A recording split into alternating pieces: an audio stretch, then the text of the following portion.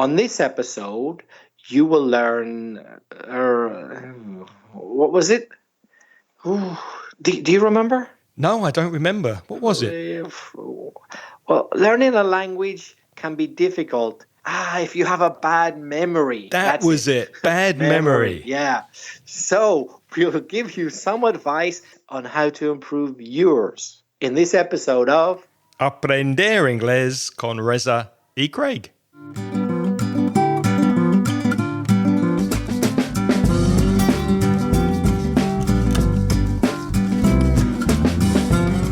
Hi, I'm Reza.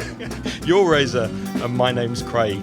And with nearly 50 years of teaching English between us, Reza and I are going to help you improve your English and take your grammar, your vocabulary, your pronunciation, all aspects of your English up to the next level. How are you, Reza?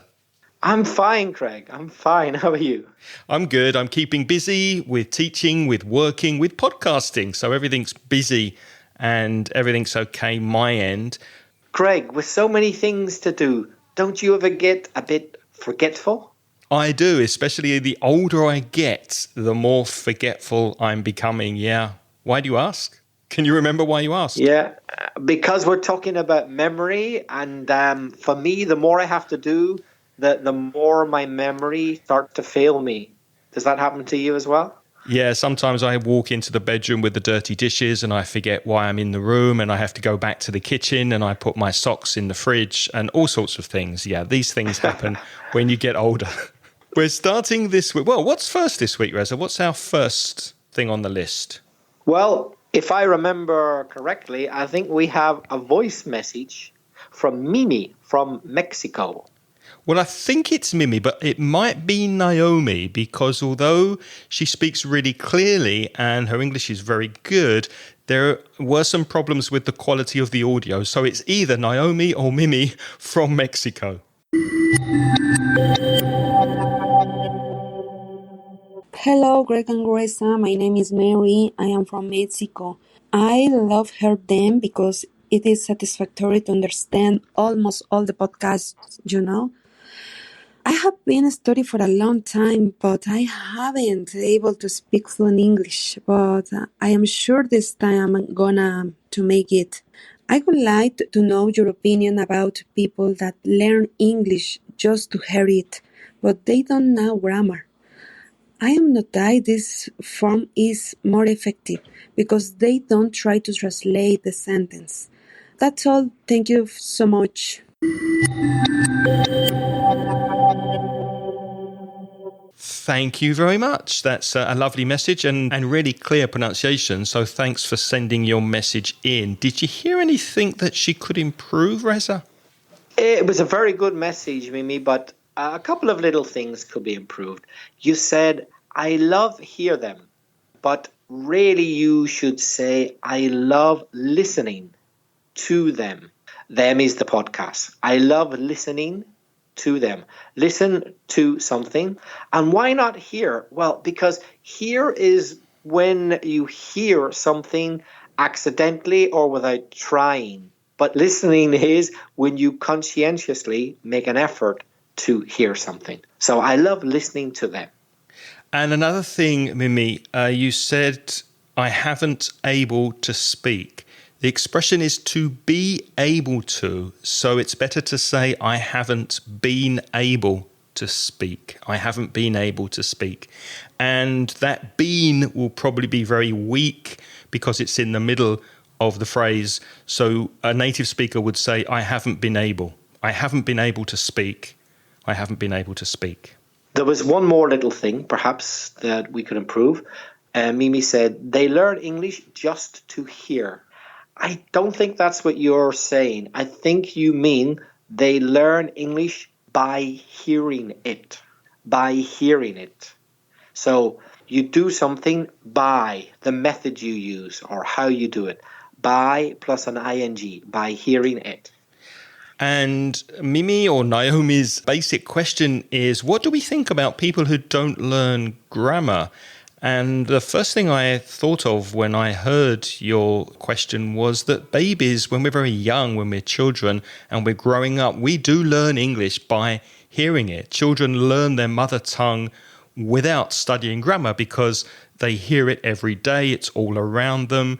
And there's a phrasal verb which is to pick up, to acquire. So babies, very young children, acquire a language. They pick it up very easily and very naturally without studying grammar.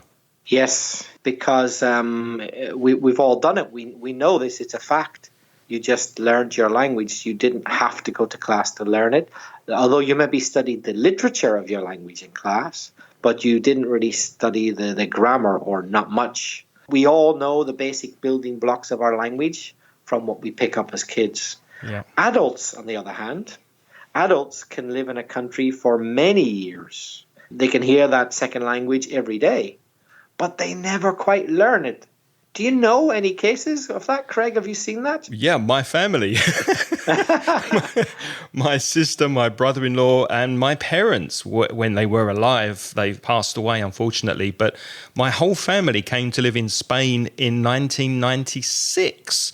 So they've been here for over 20 years, and they never really picked up Spanish naturally. They didn't study Spanish because they're adults. They didn't expose themselves every day to it, and they didn't learn to speak it as a child would. They didn't have to function in Spanish, so they never really learned it. Did they live in a community of mostly English speakers? Yes. So every time they needed to do something, like if they went shopping, the people in the shop spoke English in the area in Spain where they live. If they needed a plumber, an electrician, a builder, a gardener, anybody who came to their house or they had to communicate with, they spoke English or they were English. So they didn't have the need to learn the language and function in the language. And this also happens very often in the United States. First-generation immigrants in the United States or in any country don't necessarily learn the language if they don't need to. But the second generation, when the children are born in the country, in the English-speaking country, they grow up learning and absorbing the language naturally. Another factor about learning grammar and the ability to learn grammar, I think, depends on your age. Well, it's not just my opinion. It's pretty much been proven scientifically that it's a fact. It does depend on your age. Younger brains are more elastic. When I say more elastic, we understand that metaphorically. You know, elastic is something which is flexible. It moves, yeah? But in fact, scientists discovered not that long ago that it's actually physical as well. Did you know that, Craig? No, I didn't. Yeah. Younger people's brains are physically more elastic. They're not as hard as older brains. Wow. So it's not just metaphorical. It's actually fact that they're softer. They move more. I suppose like the muscles as well. When you're younger, your muscles are more flexible. Your body's more flexible. Your bones are not as brittle, are not as hard. And when you get older, when you fall, it's easier to break a bone. So everything in your body is more elastic and softer maybe when you're younger. Yeah, even your brain. Imagine that. So we have expressions to do with that. We say that you can harden to become hard, to harden in your old age. But it doesn't really refer to the fact that you become physically hard. It refers to the fact that, you know, you stop caring about certain things, you know, and you're less flexible with your opinions. But it turns out that, you know, our brains literally harden physically as well. So not only our ideas in the brain, but the actual physical brain becomes less elastic. And that affects, apparently, its ability to assimilate information. And that includes grammar, of course, in a foreign language. That's absolutely true. So Mimi or Naomi's question, what do we think about people who don't learn grammar? I think you kind of need to learn some grammar if you want to be an efficient and effective language learner. I personally don't like grammar. I don't enjoy it. I teach it because I have to, because it's kind of like the nuts and bolts of the language if you think about it that way. Yeah. Las tuercas y tornillas of the language. It holds the language together. And when you learn a grammatical structure, then you can use that in many different ways by changing the vocabulary to communicate in loads of different ways once you learn the basic plantilla, the basic structure of the language, you can just keep reusing it, and it's very, very effective. So you kind of need a balance, don't you? You need a balance of grammar and other things. You need a balance for sure. Although I would say that younger learners of a foreign language, although they do need to learn that grammar because it's not their native language, they don't have to make as much effort as an adult to learn that grammar because of what we've been saying, because of your brain not being so elastic. So yeah, they will need to study some grammar, but they'll get a lot naturally. Whereas if an older speaker of a foreign language, particularly if they're a beginner, if they're new to the language, if they don't make an effort with that grammar, they'll never really get the language. They'll never really master it. Would you agree with that, Craig? Yeah, absolutely. And actually, if you are of a more advanced age and you are having problems with your grammar, I tell you what you could do. You could go and use our sponsor, italki. Because italki is a website that will help you find a personal one-to-one language teacher who can help you with your grammar and help you learn the grammar of English a lot more efficiently and a lot quicker and more effectively.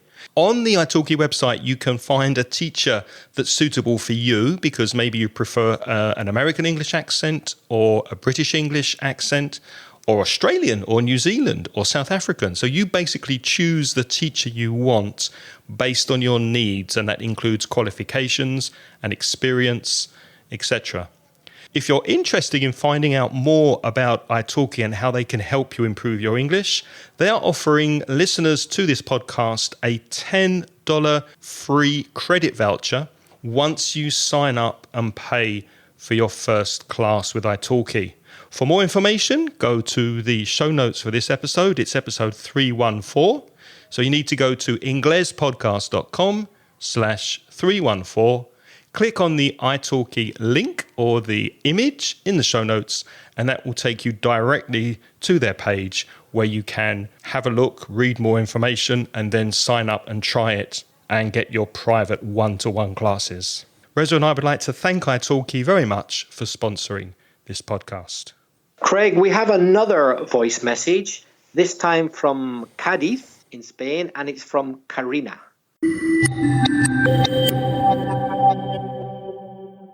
Hi, Craig.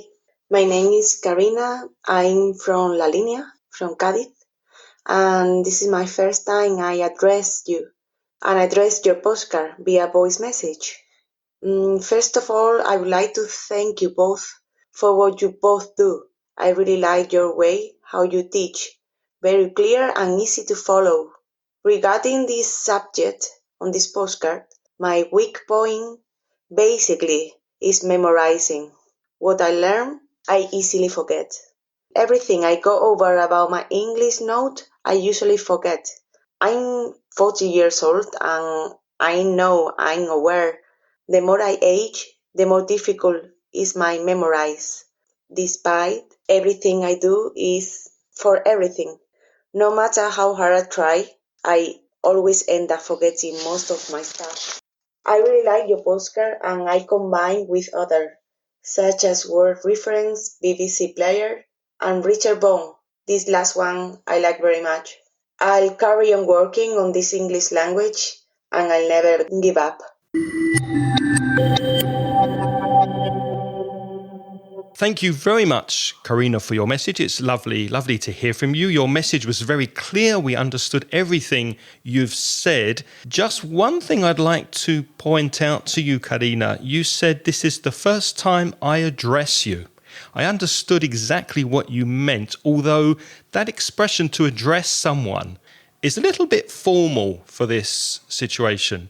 You address people in a meeting, if it's a formal business meeting, maybe the president of a country will address the population, or there's a broadcast in which the Queen addresses the public.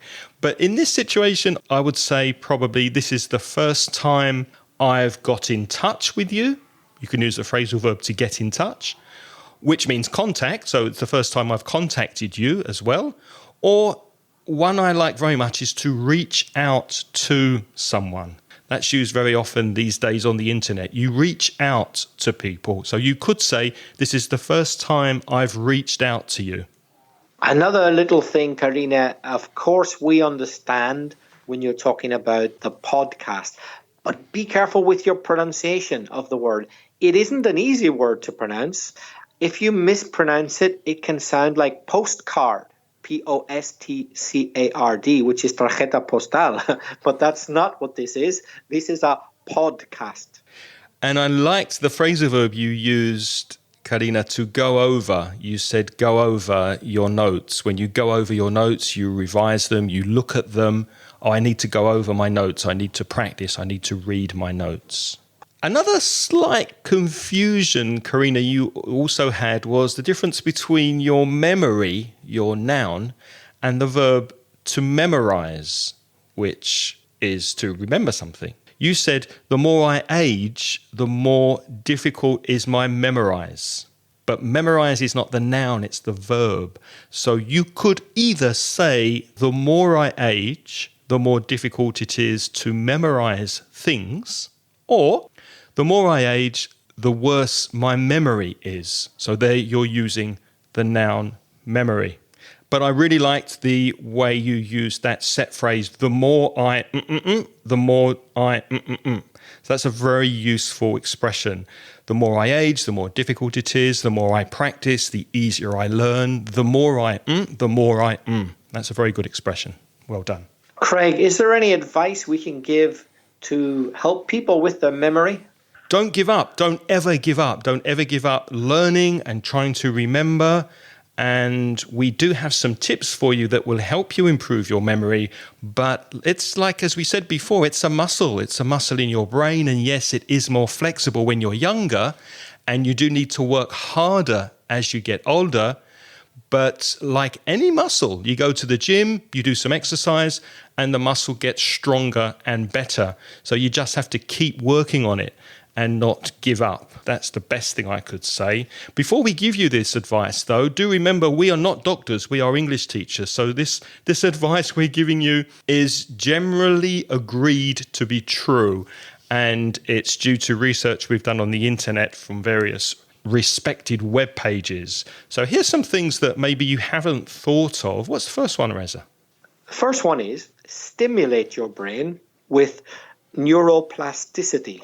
Oh, that's a long word. What does that mean? Don't be worried. We spoke earlier about elasticity. Plasticity is more or less the same thing. So if something is plastic, it's more or less the same meaning as it's elastic. It can be shaped. So plastic can be shaped. You can move it. And neuro refers to your nervous system. So neuroplasticity is making your brain work in a flexible way. Could be, for example, learning a musical instrument, playing chess, dancing a tango, studying a language, of course, or simply taking up a new hobby. So anything then basically that's going to make you think and work the muscles in your brain. Anything you could do to make you think and make you try to remember things. Is there anything you do to help you do that? Yes, although I've forgotten what I was going to say.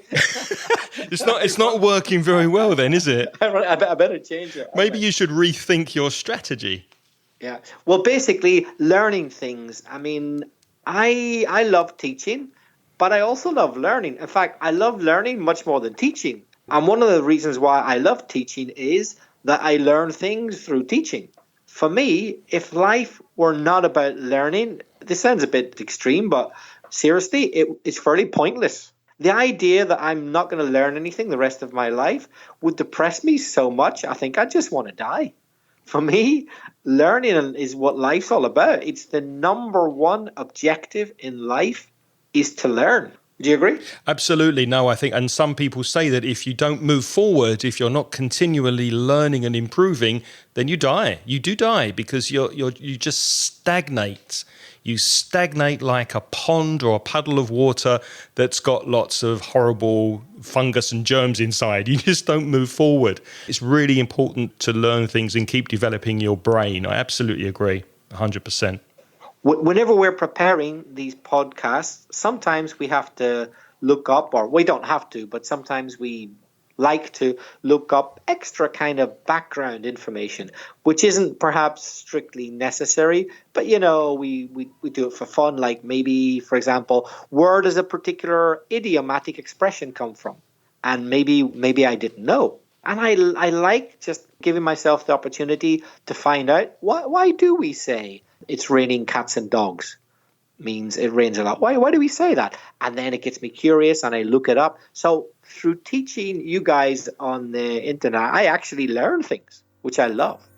You might think that Reza and I know everything about English. We've been teaching for over 50 years. We must know everything. Well, no, there's so many things we don't know. And when we get your questions and we have to do some research, we learn lots of things, and that keeps us motivated to do the podcast, and that keeps us motivated to keep on teaching.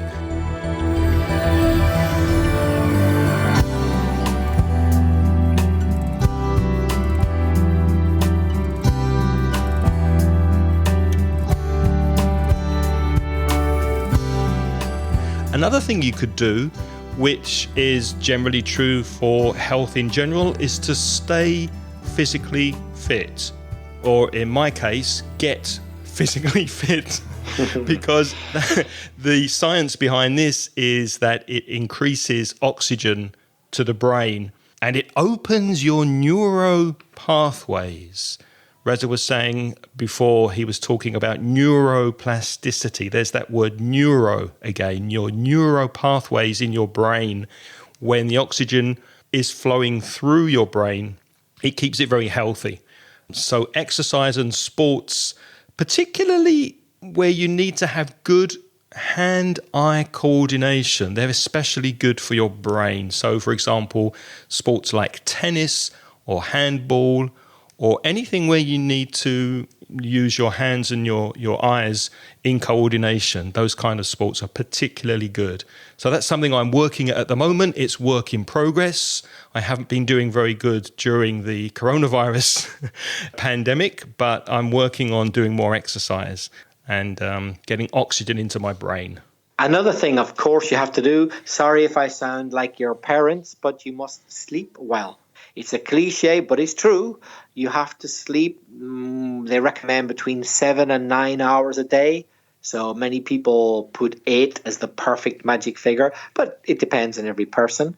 You could track your sleep with a smartwatch, see how many hours you actually are sleeping. But if you don't get enough sleep, your memory will not be as good as it could be. That is a fact. Have you been getting enough sleep recently? I've been getting enough sleep, but because of the confinement to do with the coronavirus, my patterns have been different. So I've been sleeping quite a bit during the day. Like I've been having siestas, which I hadn't had for a long time. So I'm sleeping less at night, but I'm having siestas now. How long's your siesta usually last? About 45 minutes, maybe an hour. Oh, that's not a siesta. That's a sleep. Yeah. That's quite long. Pretty long. Yeah, that's quite long. That's quite long, isn't it? Yeah. When you wake up from a 45-minute sleep, do you feel a bit groggy, a bit drowsy, a bit heavy, or do you feel fresh after you wake up? It depends. Sometimes I feel fresher, but sometimes I feel even sleepier.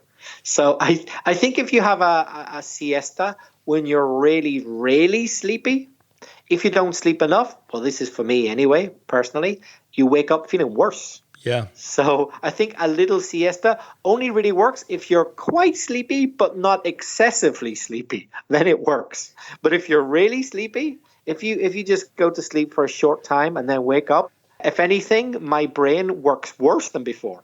And my memory also is worse than before I went to sleep because my brain's got the idea that it's going to sleep now for a long time. And I've interrupted it, and I am really disoriented.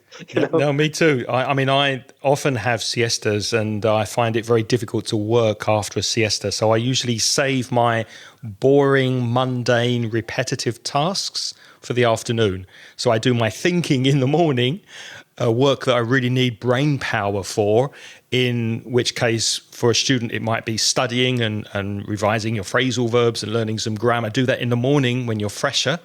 And in the afternoon, if you're like me and you feel a bit tired and a bit lazy and a bit heavy, that's the time to maybe copy out your notes or just listen to some podcasts or do something a bit lighter in the afternoon. Yeah. Or, Craig, you could divide what they call the active and the passive skills of learning a language. So basically, when you're more active, as Craig said, which tends to be the morning, perhaps that's the best time to do your active practice. So active is speaking and writing. Whereas when you're more tired in the evening, maybe then reserve that time more for listening and reading, because they're more passive. You don't need to make so much effort. Would you say that's generally a pretty good guide? Yeah, that's very good advice. Absolutely. Number 4, by the way, if you want to see these tips listed in our show notes, go to inglespodcast.com/314 and we have them listed as numerical points. Number 4, eat well and keep to a healthy diet. So make sure you're eating food that's good for you and that will help your brain and your memory. And don't drink too much alcohol, because apparently alcohol, or too much alcohol, kills brain cells. Did you know that? Yeah. I did know that. Yeah, but it's a tricky one, because then plenty of experts, doctors and nutritional experts, say that some alcohol is good for you, positively good. Yeah, they say 1 glass of red wine a day is healthy, or a small drop of brandy. But obviously, if you're going to drink a bottle of vodka a day, that's not going to be great for your brain cells. So you have to take the alcohol in moderation and not overdo it, not to drink too much in one go at one time. If a person who drank a bottle of vodka every day even remembered their name, I'd be impressed, with their memory. Yep. And one thing that Karina could do when she's studying is to make sure the environment that you're studying in helps you to focus. In other words, don't have a very noisy place where you're studying. Make sure there's no noisy, distracting traffic or children perhaps screaming, or a loud television in the background. Turn off your social media so you're not constantly getting interrupted by social media alerts, because these days our lives are full of these kinds of distractions, and it's really important to be able to focus. So make sure you're in a quiet place that's really going to help you study and remember the work you're studying for. Your senses are very important, and you need to use a variety of them. For example, if you write, you could write in color or different colors. You could have like a color code. You don't always have to use blue ink or black ink. You use green or red. So make it more visual. Yeah. Also, you can rewrite things several times. Instead of writing, why not read out loud what you're learning, or record it on audio or video? Everybody these days has a smartphone with some kind of recording device. Record what you say. In other words, try to combine your senses, because there's a better chance that you will remember things. If you associate as many senses as possible, the senses are, smell, taste, feel, sight, and sound. For example, imagine fish and chips. Yeah, it has its own smell, taste, feel, sight. Maybe even the sound of you eating it. You could say it has a sound. If you try and associate all those things together, and not just the words, fish and chips, there's a much better chance that you will remember what that word means, know how to use it, and it will be more rooted. Yeah, it'll have raíces, rooted in your memory. There's a much better chance that you will remember it, because your brain can memorize all the sensorial, that means to do with the senses, aspects, and associate them, not just visual and audio. Don't forget the other senses. I'll add one thing to what Rez has just said, because Rez has mentioned this before. When he spoke about writing and rewriting things several times, it has been proven that when you use a pen and paper, or pencil and paper, then you're forming stronger links in your brain to what you're actually writing, more so than typing on a screen or using your finger on a mobile phone. So if you can write with a pen on physical paper and then keep rewriting that again and again, as Reza said, with perhaps different colors to help you, that will create a stronger link with the words and the grammar that you're trying to remember. So go back to old-fashioned notebooks and pens and paper, rather than using maybe a mobile app. And also try to connect things to what you already know, particularly with grammar, maybe spelling, pronunciation, vocabulary. You do know some words in English. Try to make connections with the new words so that they are easier to remember. I'll give you an example. You know the word house and you know the word proud, orgulloso, orgullosa. So you could make a compound noun with those two words. House is a noun, but proud is an adjective. You put them together, you get the compound adjective house proud. I am house proud. I really take care of my house. I look after my house. Now you can also take the word proud and make an adverb just by adding ly. I did my housework proudly. And remember the pronunciation of proud, the OU with cloud, nube. So making those connections with words you already know and finding some way of connecting them to your knowledge base, the knowledge you have in your brain, will help you to learn and remember new words. Another way you can kind of play with that, what you already know, is using mnemonics. By the way, that's spelled M-N. That's right, strange spelling, eh? M-N-E-M-O-N-I-C-S, mnemonics, which is very useful for your native language as well. Obviously, I didn't grow up in Spain, so I didn't use many mnemonics to learn Spanish, but kids are often given mnemonics to learn things, particularly lists of things like the colors of the rainbow. The only way I can remember all the colors of the rainbow and in the correct order is with mnemonics. There's no other way I can do it. When I was a child, I learned a phrase which I was taught at school about a historical event in the United Kingdom, which everybody knows about. Richard of York gave battle in vain, which is a way of saying he lost the battle. Richard of York gave battle in vain. So every word there, Richard, I think of the first letter R. Richard, R, that's red. Of, O, that's orange. Yeah, etc. York, yellow. Gave, green. Battle, blue. In, indigo. Vain, violet. So there I've got the colours of the rainbows and in the correct order. I didn't know that. That's really good. I'd never heard that before. Yeah, and in the correct order, you get them in the right order that way as well. That's clever. I'll have to remember that. Richard of York gave battle in vain. Let's see. Do you know this one, Reza? Never eat chips.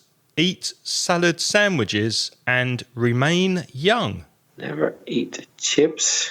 Eat salad sandwiches. And remain young. Necessary. Yes, very good. Necessary. That's how to spell the word necessary. If you take the first letter of each one of those, these kind of mnemonics are very, very easy to remember. Once you remember them, they stick in your brain. And I haven't said that for years and years and years and years. I learned that at school and it stayed in my memory. It stayed in my brain all of those years. So they're very, very powerful.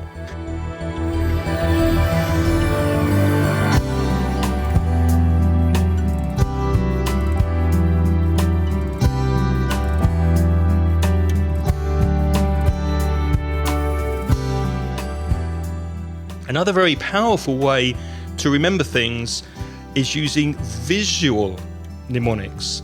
For example, I used to confuse bear and bear.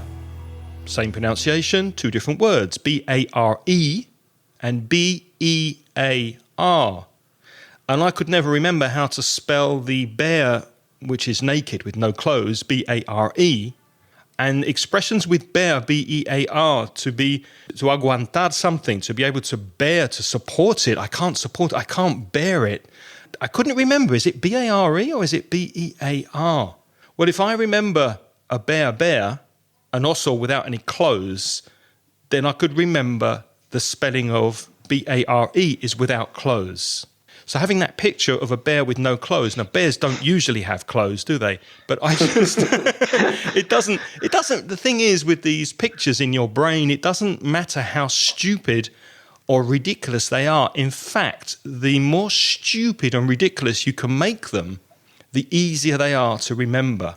If you can't bear to be naked, so just imagine a naked bear and you'll remember the spelling of B-A-R-E with no clothes. That's an example. There are many, many, many different ways.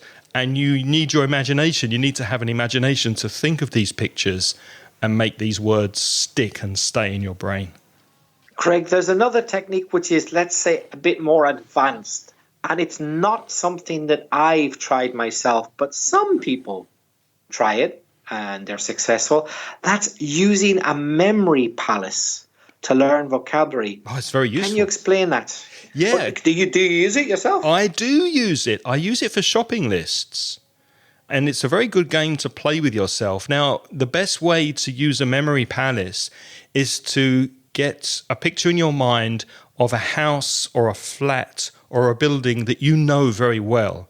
Now, for me, it was the house I grew up in the UK. I grew up in a suburb of London in quite a big house with 3 bedrooms upstairs, and downstairs there was a kitchen and a lounge, quite a big lounge with a dining room that was in one room, and then there was a big garden and a garage on the side of the house. So lots of rooms, lots of furniture. And if you go into your brain and you imagine walking around that house, you can put things in different places. So imagine I need to go to the supermarket this afternoon and I need to buy some bananas, some tomatoes, some potatoes, some lemons, some broccoli. How do you remember that? Well, you could write it down, but it's really good practice for your brain to try to remember those things. So I would put the tomatoes on the desk in my bedroom. I would put the bananas in my cupboard next to my shoes. Then I would go into the bathroom where I'd see some lemons in the bath. You're connecting what you're trying to remember to very, very familiar places in a house that you know well. And that idea of going into different rooms provides you with infinite possibilities of how to associate things with furniture and with rooms in your house. And it's very, very powerful to make those connections in your brain. And it's also practicing with your brain and keeping your brain flexible and elastic, as Reza mentioned earlier. So that's a memory palace. Try it. It's very, very good. One last tip we would give is kind of a mixture of everything we've just said, which is vary your studying techniques, mix them, but be aware of the best way that you remember things. And if it works best for you, well, maybe you want to give that way more attention. But the wider the variety of studying techniques you use, the more chance you have of remembering what you learn well. So don't just use a language textbook. Also use podcasts, of course, video, smartphone apps, fiction books. Why not get yourself involved in a study group, a formal language course, of course, with a group, one-to-one private teacher, etc. The more combinations you have, the better the chances of memorizing what you've learned. Would you agree, Craig? Yeah, definitely. Absolutely vary your studying techniques. And there's one thing I'd add to that before we go. And Karina, you said you were 40 years old, which I don't think is old at all. When you get to my age, you grew up in an analog time in which we did have notebooks and pens and pencils and we didn't have technology. And if you're 40 and younger, you probably grew up in the world in which technology was very prominent and is still very prominent. And I think it's a good idea to mix different techniques. I think you need to, yes, use technology, use apps by all means, mobile phones, and use computers and record your voice and watch media and television, etc. But also go old school, which means go back to the past, practice a memory palace. Try to use your brain to remember things and keep it working, and use pen and paper and the other tips that we've mentioned. So as Reza just said, a combination of everything is probably the best thing to do. Okay, well, that's about all the advice we can give you for now. It's up to you. Go away and practice now. Why not send us a voice message? Get practicing straight away. You can record your voice and send it to us. Send the audio on speakpipe.com/English podcast. And if you remember to do that, you could also remember to send us an And if you remember to do that, maybe you'd prefer to send us an email with a comment or question. You can reach me, Craig, at inglespodcast.com, or Reza, he's at belfastreza gmail.com. Also, we have some products in our online store over at Mansion Inglés. Go to store.mansioningles.net, where you will find some courses that will help you with your English. As ever, we'd like to thank all of our Patreon supporters, the people who support the podcast by kindly donating a little bit of money every month. You can donate as little as $1 a month. We'd like to thank every single person, but we don't have enough time to read the whole list. So what we will do is, as usual, read the list of the most recent new sponsors, who are Erix Medina, Rafael Vega, Eduardo Fernandez Sierra, Martin Forgeni, Amparo Soto, Alvaro Vasquez, and Beatriz Martin. Thank you very much for your support on Patreon. If you would like to join them and become part of our Patreon program, as Reza said, it's a minimum of $1 per month and you get instant access to recent transcriptions. Go to Patreon, patreon.com/Ingles podcast, and there's also a link on the webpage in the show notes. Reza, something special next week, isn't there? Yes, it's my story, my true story. So if you remember to join us next week for that, it should be very, very interesting. Thank you so much for listening this week. Until next time, stay safe. It's goodbye from me. And bye-bye from me. The music in this podcast is by Pitts. The track is called See You Later.